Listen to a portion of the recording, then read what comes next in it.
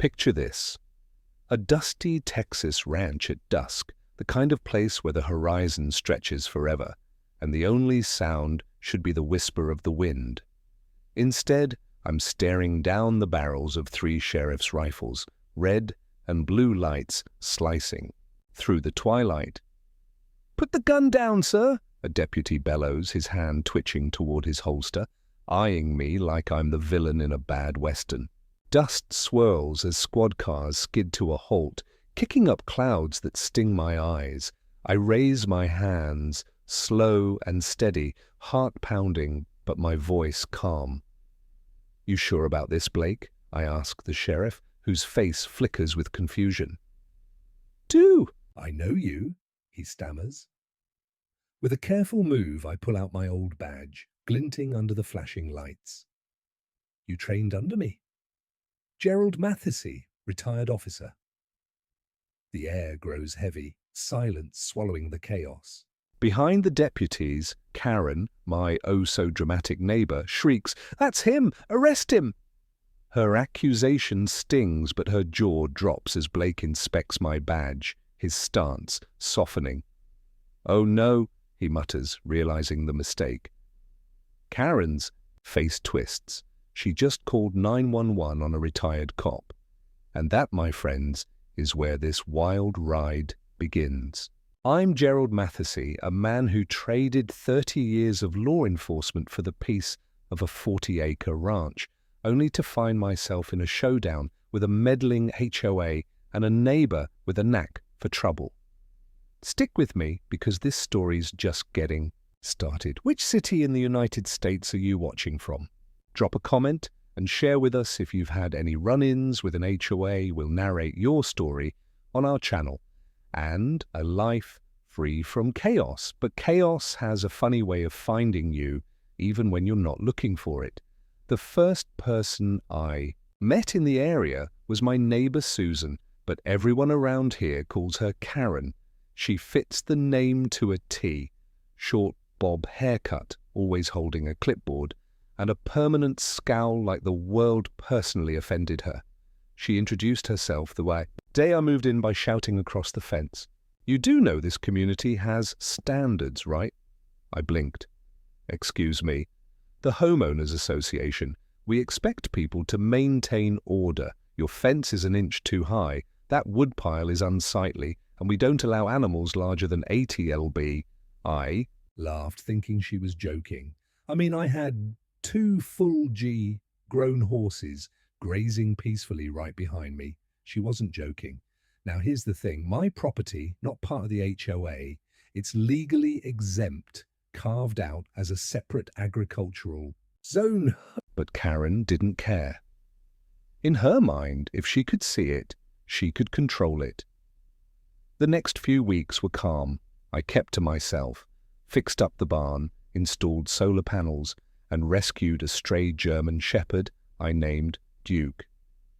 He was a good boy, quiet, loyal, never barked unless there was real danger. But Karen didn't like him. She said Duke looked too aggressive, and that he stared at her funny through the fence. Then came the notes. Handwritten letters stuffed into my mailbox. No postage, just aggressive scribbles like "remove the animal or face consequences." This is a community, not a zoo. You have been warned. I ignored them. I figured she'd get bored and move on. Boy, was I wrong. One sunny afternoon, I was teaching my grandson Ethan how to lasso a hay bale. He's 11, bright kid full of questions about everything. His mum, my daughter, Natalie, had dropped him off for the weekend. We were laughing, just enjoying the day, when Karen came marching down the hill with her phone in one hand and her HOA folder in the other. "You can't have children. Working livestock, that's endangerment." I blinked. Karen is literally playing with a rope. "Children shouldn't be near wild animals. I'm reporting you." "He's my grandson on my ranch." "Well, I don't feel safe. I'm calling 911. I thought she was bluffing, but she really did it.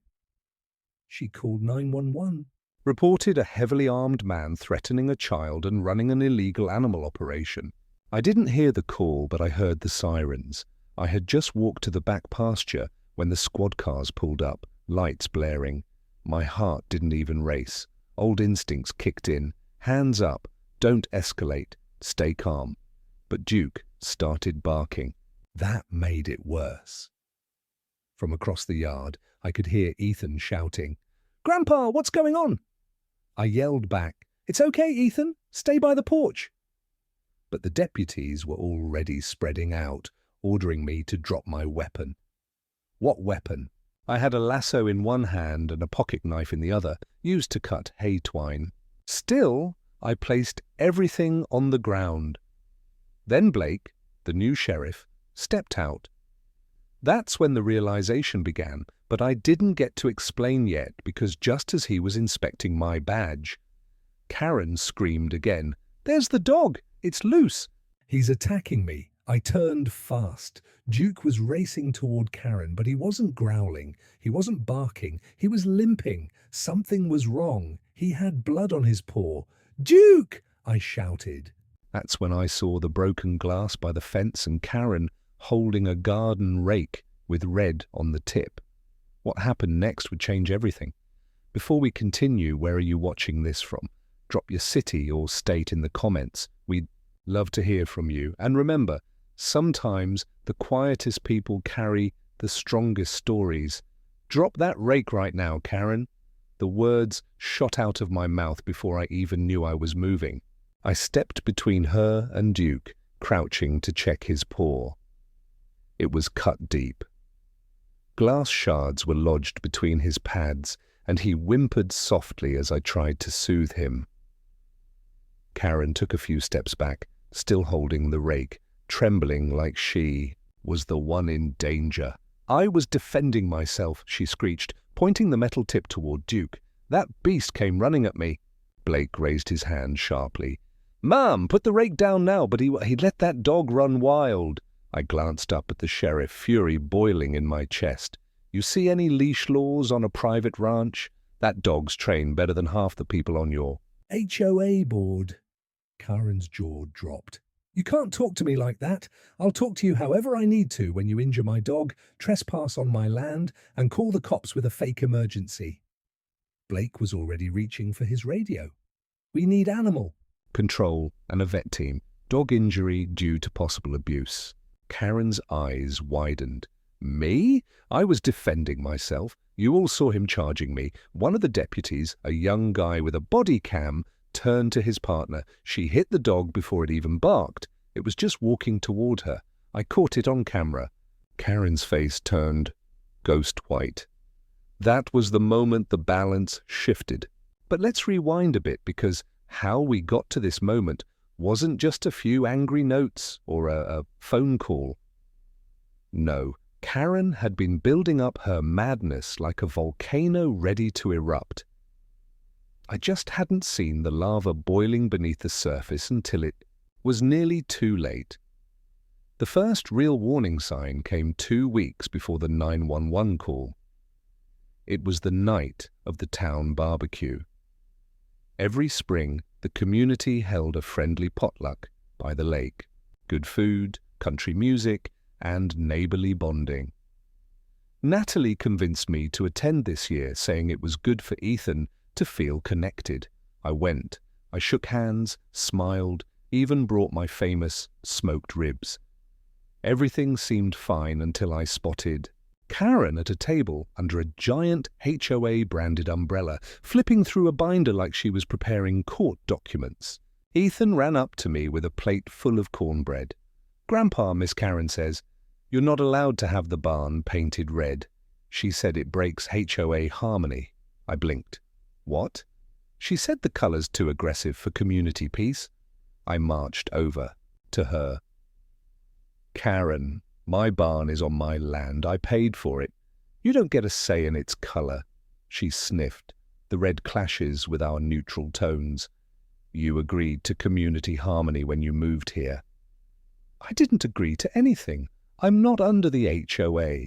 She gave a smug little smirk. We'll see what the board says. And that's when I realized it wasn't about rules. It wasn't about safety. It was about control. Karen saw my independence as a threat to her little empire of flower beds and mailbox inspections. After that barbecue, things escalated fast. HOA letters started showing up in my daughter's mailbox, not mine, accusing me of illegal construction, unauthorized gatherings, and livestock violations. They even tried to fine me. A bill came for $200 with HOA violation charges stamped. In bold red letters, I called their office. The woman who answered sounded terrified the moment I said my name. Mr. Mathisi, I'm so sorry. That fine was, unauthorized. It's already voided. Please ignore it. Karen had gone rogue. She was using HOA letterheads and scaring people into silence. But I didn't scare easy. I'd faced armed standoffs and riot squads. One angry lady in capri and a clipboard didn't rattle me. Still, I wanted peace, not war. So I decided to talk to her. I caught her outside her house one morning, sipping iced coffee and checking her rose bushes. Karen, I said calmly, I know we got off on the wrong foot, but I'm not your enemy. You leave me alone. I'll do the same. She squinted at me like I had spoken another language. I don't think you understand how communities work, she said coolly. We have structure here, order. And people like you, cowboys who think they're above the rules, ruin that. I kept my tone steady.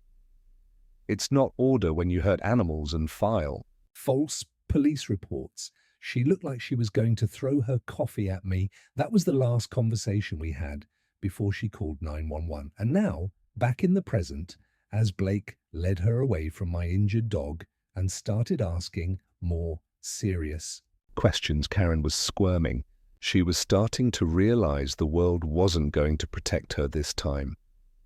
But just when I thought the situation was being handled, a black SUV pulled up fast to the edge of my gravel drive. It wasn't marked. No sirens, no lights. 3 men in dark suits stepped out. One of them flashed a badge I hadn't seen in years. Internal Affairs. What are you doing here? I asked, standing up slowly from beside Duke. The lead agent looked me dead in the eye. Mr. Mathisi, we have reason to believe you're in possession of classified evidence related to a federal misconduct case. We need to search your property. My heart stopped. That file I kept from years ago, locked in a box in the barn, the one I was never supposed to reveal. Karen's petty war had just triggered something far more dangerous than either of us could. Imagine, classified evidence, I repeated slowly, standing up fully. You must be mistaken. The agent in front, tall, lean, clean-cut in a navy suit, didn't blink. You're Gerald Mathisi, retired Lieutenant Internal Affairs Liaison, District 5, Houston PD. We have intel that you retained a sealed document from the Evans misconduct case. That's a federal violation. The name hit me like a brick to the chest. Evans, the one case I buried so deep I prayed it never surface again.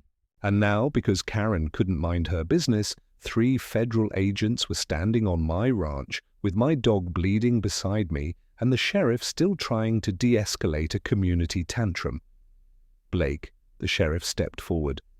Hold on, agent. Walker, the man replied without shifting his gaze from me. Agent Walker, this is my jurisdiction and Mr. Mathisi is under investigation for nothing. I suggest we take a breath before we walk into a private citizen's barn. Walker opened a folder, pulled out a federal warrant, and handed it to Blake. We're not asking. I glanced at Ethan, who had come down from the porch, holding Duke's collar gently. His little face was pale, confused, scared. I couldn't let them see fear on my face. So I did what I always did as a cop. I stood tall, shoulders back, and looked Walker dead in the eye. "Let me get the keys," I said, voice steady. They followed me, 3 federal agents, the sheriff, and 2 deputies, across the gravel path toward the barn. The sun was dropping fast, casting long shadows across the land. The air felt heavier than usual, like the entire ranch was holding its breath. I opened the heavy padlock and pulled the doors wide. It was just as I left it. Stacks of hay, old, police memorabilia, and a locked green military-style chest in the corner. Walker motioned, "Open it." I hesitated. Inside that chest was the one copy of a file I never destroyed. Proof that a group of high-ranking officers covered up a deadly civilian incident 10 years ago. It had haunted me for years, but I kept it as insurance just in case those men ever came after me. I unlocked the chest and pulled the file out slowly. Walker snatched it. He skimmed through his jaw, tightening with every page. "This alone could bring down 4 people still in office," he muttered. "Why didn't you report it?" "I tried," I said quietly. "Nobody listened, so I kept it safe until someone did." He stared at me a long time, then nodded once and turned to his men. "Secure the documents. We'll transport them to headquarters." Blake cleared his throat. "So, what now? Are you charging Mr. Mattis?" Walker paused. "Not yet. He technically broke a protocol, but he also held on to evidence others destroyed." He turned to me again. "You might have just blown the lid off something big, but we'll be watching closely." With that they left, leaving nothing but dust in their wake. I stood there in the fading light, heart pounding. Karen's call hadn't just brought police to my ranch. It had dragged the shadows of my past into the daylight. Later that night, Natalie arrived. She hugged Ethan, then turned to me with worry in her eyes. "Dad, what's happening?" "Ethan said the FBI came." "Not FBI, Internal Affairs," I said, rubbing my face. "It's complicated." She shook her head. "Why can't we just have a normal, quiet life?" I glanced at Duke, now resting on his side, with a clean bandage on his paw. Because some people hate what they can't control. We tried to settle down for the night, but sleep didn't come easy. The barn, once a place of peace, now felt exposed. Natalie and Ethan stayed in the guest room. I sat on the porch in the dark, shotgun at my side, Duke curled at my feet. Around 2 a.m., headlights flashed at the end of the driveway. A single car. I stood quickly, heart already in my throat. Karen. She stepped out barefoot, mascara smudged, holding a paper plate covered in foil. I didn't move. "What do you want?" I said, voice firm. She walked up slowly, setting the plate on the steps. "I made pie." I narrowed my eyes. "What is this? Some apology?" She didn't meet my eyes. "My husband left today. Said I was obsessed. Said I couldn't control everything." I said nothing. I saw the men in suits and the cops. I didn't know it would go that far. I exhaled, still watching her like she might pull another rake from behind her back. She looked at Duke, who growled softly. I didn't mean to hurt him. I raised an eyebrow. "You stabbed my dog, Karen." She winced. "I'm sorry." We stood in silence for a long time. Then she turned and walked away into the night. I didn't touch the pie. The next morning I thought that would be the end of it. But when I went out to feed the horses, I saw something new taped to my gate. Notice of HOA board meeting. Subject: Enforcement against non-member property violators. Karen wasn't done. She was doubling down, and this time she was bringing the whole board with her. I yanked the paper off my gate and read it twice just to be sure I wasn't dreaming. Notice of HOA board meeting. Subject: Enforcement against non-member property violators. In smaller letters underneath, it listed the time and location, Tuesday, 7:00 p.m. Community Centre Hall, and then the kicker, ranch owner Gerald Mathesy strongly encouraged to attend for resolution. Resolution. The only resolution I wanted was peace and privacy on land I legally owned. Far from Karen's busybody antics, but something told me this meeting wasn't about resolution, it was about retaliation. Karen must have been embarrassed. She'd called 911 on me, lied to the police, injured my dog, and watched it all fall apart in front of half the county. And now she was going to weaponize the HOA board, use the illusion of community interest to make me look like the villain. And somehow, even after the FBI-style visit, she still didn't know or didn't care that I was a retired officer who knew the law better than her whole committee combined. I brought the notice inside and showed Natalie.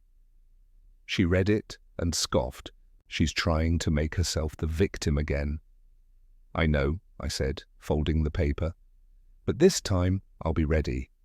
That day I prepared like I was heading to court. I pulled out the deed to my ranch, printed copies of my exemption status from county zoning records, and highlighted every line that proved I wasn't under HOA jurisdiction. Then I dusted off my old briefcase and packed it all inside. I even included my retirement badge, let them see who they were messing with. By Tuesday evening, I wore my old navy blazer, creased at the shoulders from years of storage, and made my way to the community center. Ethan wanted to come, but I told him no. Natalie stayed back too, helping Duke with his bandage and cooking dinner. I won't be long, I told them. Unless they start another war. The parking lot was full when I arrived. Half the town must have shown up. I stepped inside and saw Karen at the front of the room, sitting behind a folding table with 5 other board members. All dressed like this was some courtroom drama.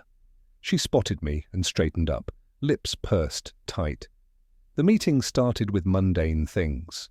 Flowerbed regulations, trash pickup schedules, someone complaining about Christmas lights still being up in March. Then Karen tapped the microphone.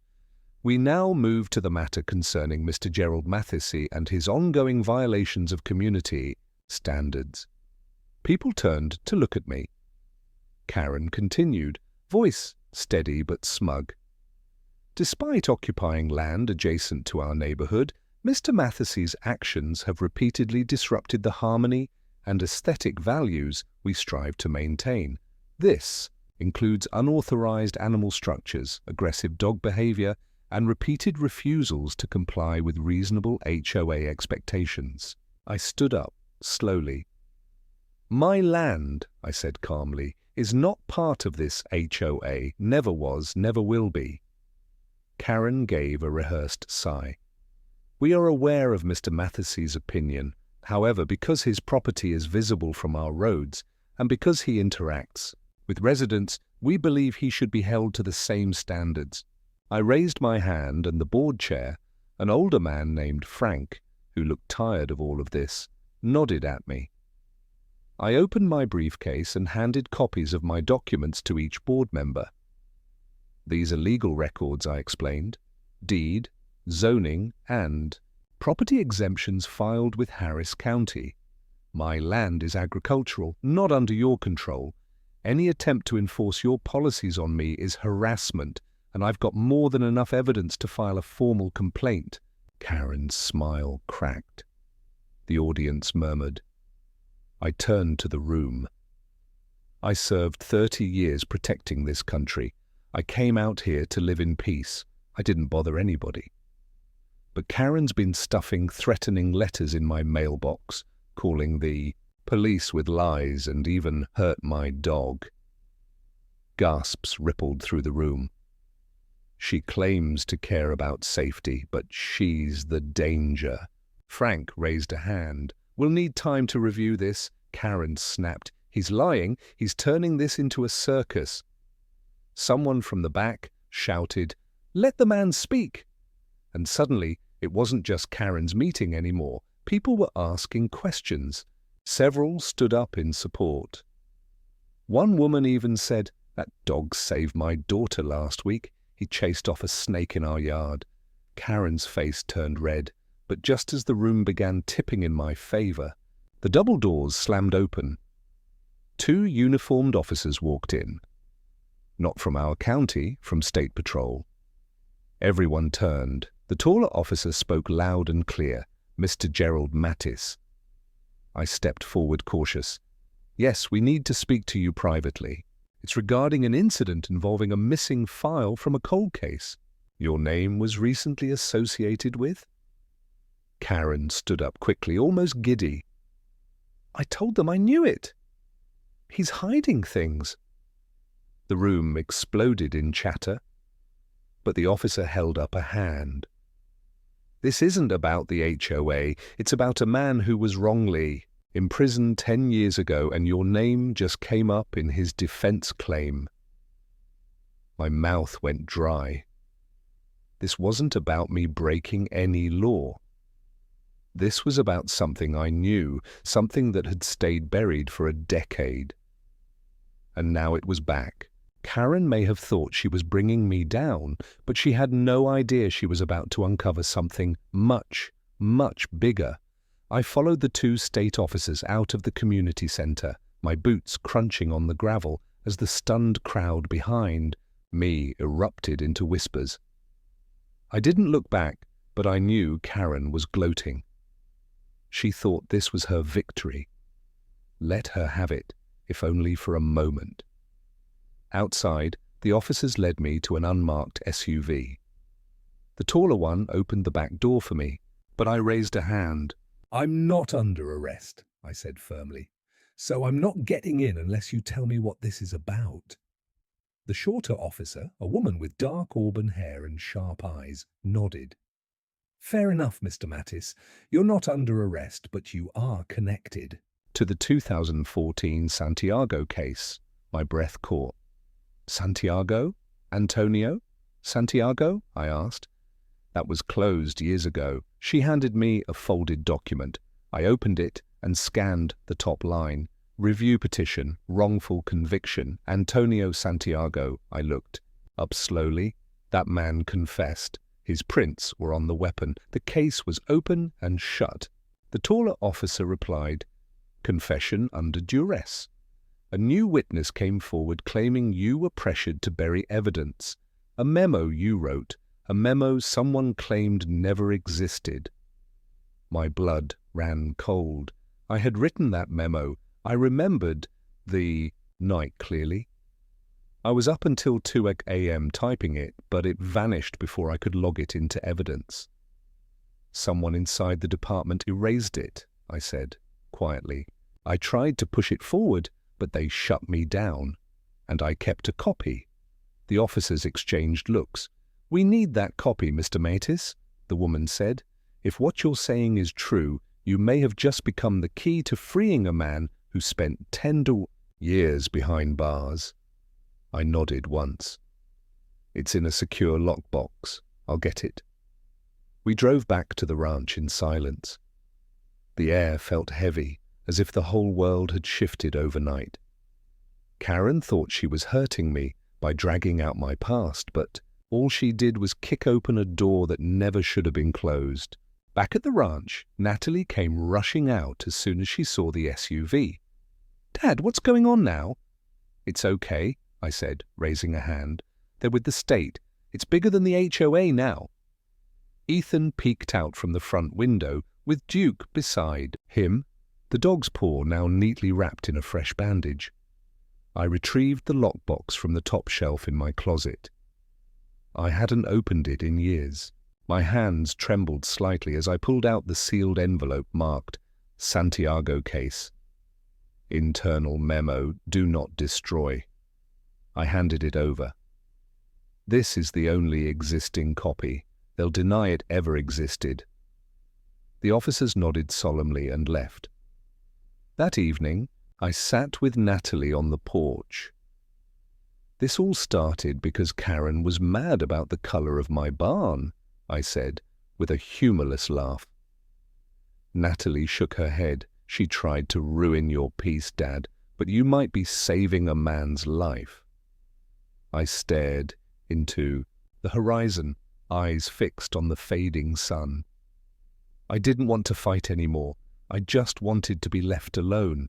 You don't get to retire from being a good man, she said gently. I smiled faintly. Sounds like something your mother would have said. We sat in silence for a while until headlights appeared at the bottom of the hill again. My fists clenched, but this time it wasn't law enforcement. It was Karen again. She stormed up to the porch, holding something in her hand. Papers, messy and crumpled. Her eyes were wild. You think you can embarrass me? You think just because you wore a badge once you're untouchable? I stood slowly. Karen, turn around and leave. No, she snapped. You've turned this whole community against me. People think I'm crazy. I crossed my arms.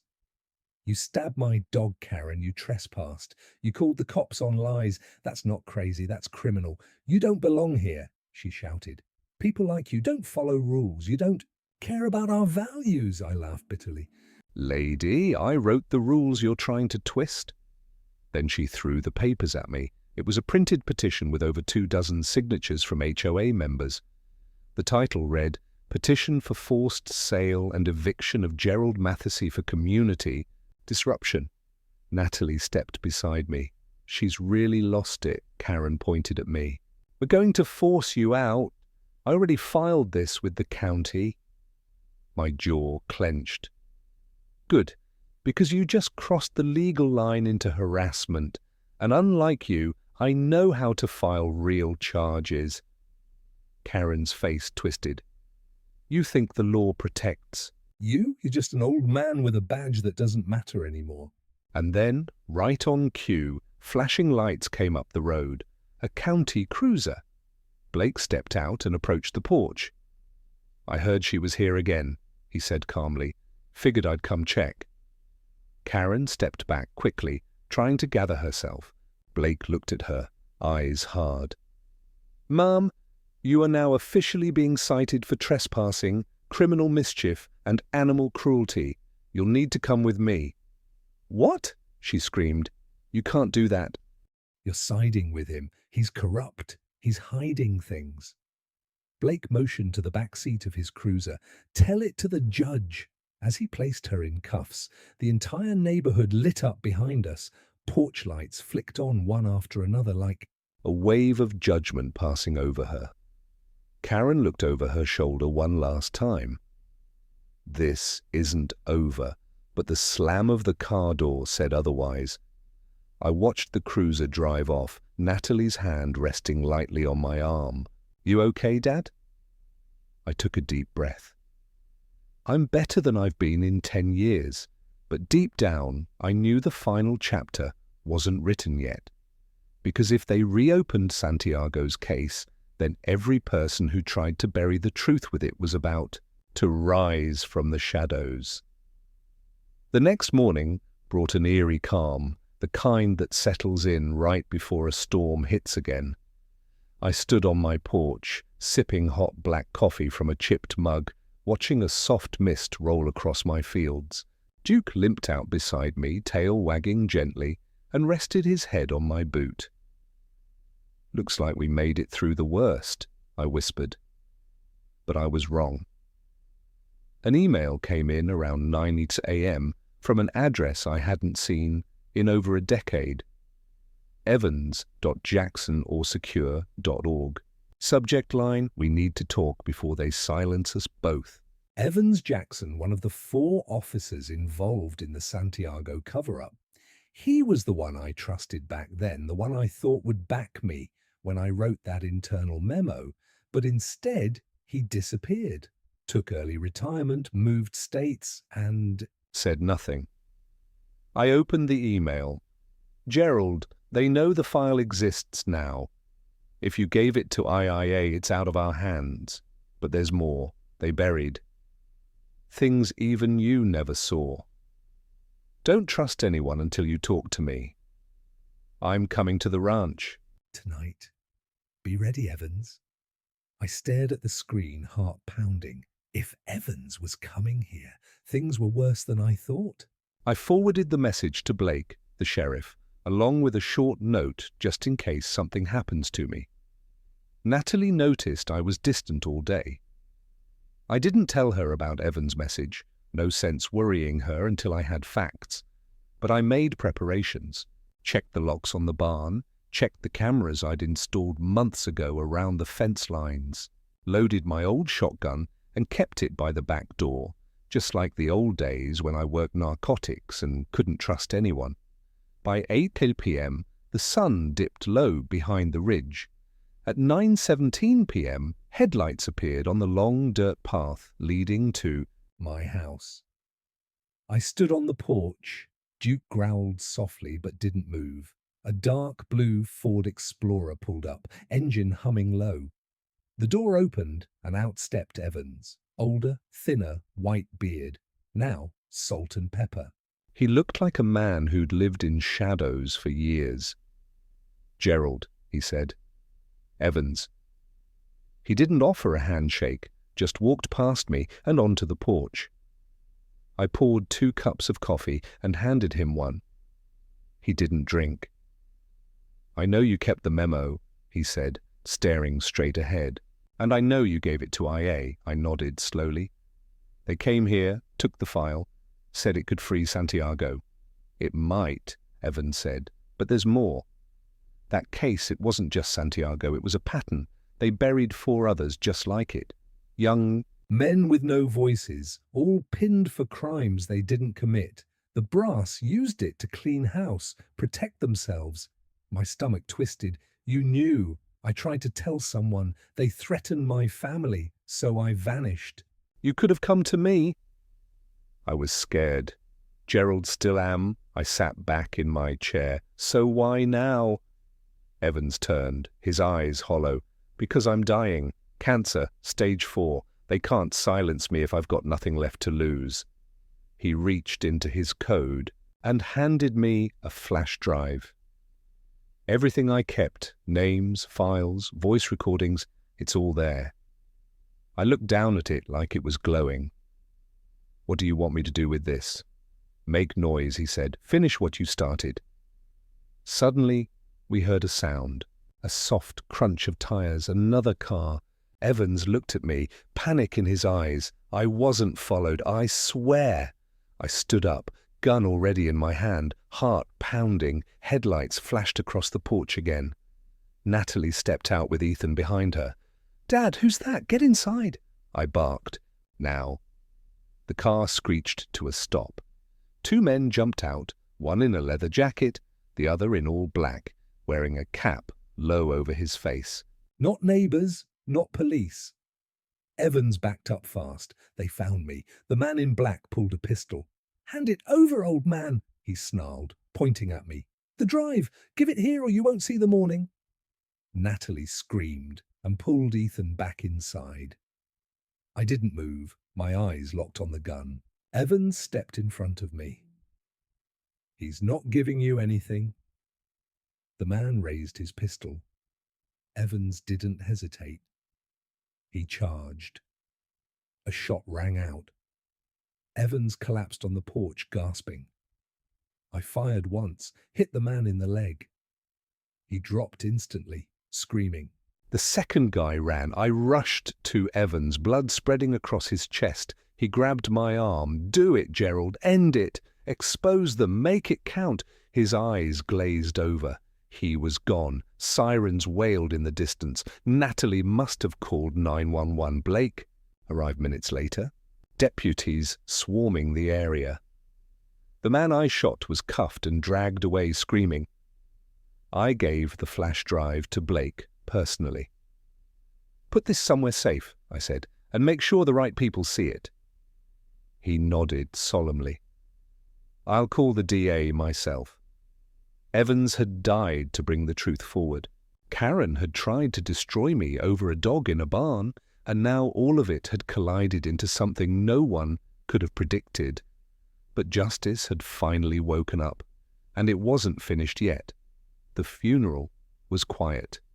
We buried Evans 3 days later on a hill overlooking the county line. His wife had died years ago, and his only daughter lived up in Oregon. She didn't make it down in time, but I stood there with my hand on the folded flag they gave me. Not for military service, but for his courage. He didn't wear a uniform at the end, but he died doing what a real officer does, standing between danger and the innocent. Natalie stood beside me with Ethan. Duke sat between our feet, his paw still in a soft brace, but his eyes were alert, scanning the crowd like he was guarding us. Only a handful of people attended. Blake, some retired officers from the old Houston's district, and a few folks from the town who had heard what happened. Karen didn't show up. She was under house arrest.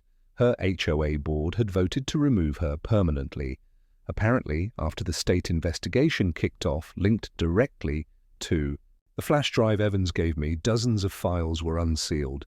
The FBI got involved, and the media. Oh, the media came fast. Every station from Austin to Dallas ran the story. Retired Officer Gerald Mathesy helps crack decade-old wrongful convictions cover-up.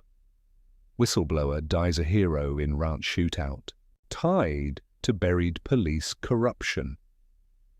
Texas HOA feud accidentally exposes major scandal. Woman faces charges after harassment campaign. Suddenly, I was no longer just that guy on the ranch. I was the guy who took on the system and survived. But I didn't care about fame. I didn't care about headlines. I just wanted peace, the kind I tried to build when I first bought the ranch. 1 week after Evans's funeral, I finally took Natalie and Ethan to town. We hadn't been out in public since the night of the shooting. At the grocery store, people approached me, some shaking my hand, others thanking me for speaking up when others stayed quiet. A little old lady pressed a pie into my hands and whispered, "You remind me of my late husband. He was a fighter too." Even Ethan started noticing the difference. "Grandpa," he said, tugging my shirt, "why are people smiling at you now?" "Because they know the truth," I told him. "And truth is like light. It makes things clearer even when it hurts." That night we returned to the ranch. The air was cool and still. Crickets chirped. Duke barked twice and ran off toward the barn, tail wagging. Everything felt okay. But as I settled on the porch with my coffee, Natalie brought out an envelope. "It's from the governor's office," she said, handing it to me. I opened it slowly. Inside was a letter and a medal. The Texas Medal of Civic Honor for bravery in exposing institutional corruption and protecting the truth at great personal risk. I stared at it for a long while, not because I needed recognition, but because for the first time in a long time, it felt like someone in power had listened. I placed the medal down on the porch table. Natalie sat beside me. "You going to frame it?" I shook my head. "Nah, might hang it in the barn next to Duke's picture. He earned it more than I did." She smiled. "You ever think about leaving this place after everything?" I looked out across the field. I came here to get away from a broken system, but maybe I was meant to stay to fix something, even if just a little. Natalie nodded. "You did more than a little." Later that night, as the stars came out, Ethan crawled into my lap, half asleep. "Grandpa," he mumbled. "Yeah, buddy? Do heroes always wear uniforms?" I smiled and pulled the blanket tighter around him. "No, son. Most don't. They just do the right thing even when no one's watching." The porch creaked in the wind. Duke let out a soft sigh And for the first time in what felt like forever, the ranch was quiet, truly, peacefully quiet. If you enjoyed this story, tell us where you're watching from in the comments. And remember, justice may take time, but it never forgets. Subscribe for more true inspired tales of courage, redemption, and unexpected twists.